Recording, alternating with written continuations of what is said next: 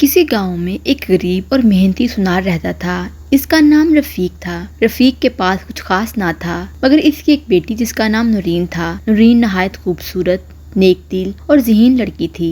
رفیق دن رات لوگوں کے ٹوٹے ہوئے زیور جوڑتا، پرانے کنگن چمکاتا اور اپنی بیٹی کے لیے ایک چھوٹے سے جہیز کا انتظام کرتا۔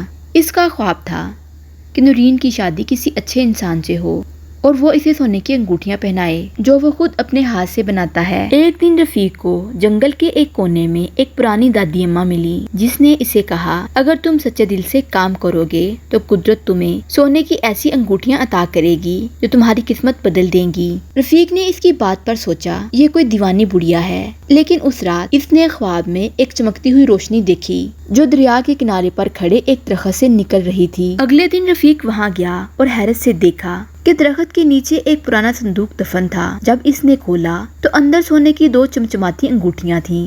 جیسے ہی اس نے ان انگوٹھیوں کو چھوا، ان میں سے آواز آئی، یہ انگوٹھیاں صرف ان کو نصیب ہوں گی جن کا دل سچا اور نیک ہوگا۔ رفیق انہیں گھر لے آیا، نورین کو دکھائیں۔ نورین نے کہا، ابا یہ تو بہت خوبصورت ہیں مگر آپ انہیں کسی نیک مقصد کے لیے استعمال کریں۔ اس کے گاؤں میں ایک رئیس زادہ عدنان رہتا تھا جو دولت سے مالا مال تھا مگر عاجز، تعلیم یافتہ اور سیدھا انسان تھا۔ وہ نورین کی سچائی خلوص سے متاثر ہو چکا تھا مگر رفیق کی غربت دیکھ کر خاموش تھا۔ جب عدنان نے انگوٹھیوں کی کہانی سنی تو اس نے رفیق سے کہا، اگر آپ اجازت دیں تو میں یہ انگوٹھیاں نور کے لیے بنانا چاہتا ہوں۔ میں آپ سے جہیز نہیں لوں گا بلکہ آپ کی عزت بنوں گا۔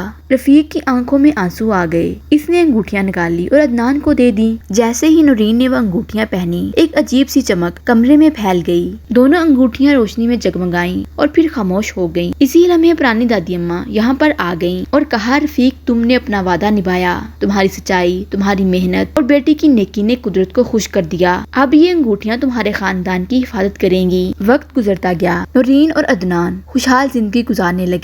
رفیق کی دکان ایک کامیاب سونار کی دکان میں بدل گئی اور سونے کی انگوٹھیاں ایک خوش قسمتی کی علامت بن گئیں جو محنت، سچائی، محبت اور ایمانداری کی علامت کو ظاہر کرنے لگی۔ یہاں یہ بات ثابت ہوتی ہے کہ محبت، خلوص اور نیکی کے جذبے سے ملی دولت ہمیشہ دیر پا ہوتی ہے۔ قسمت انہی کا ساتھ دیتی ہے جن کے دل صاف ہوتے ہیں۔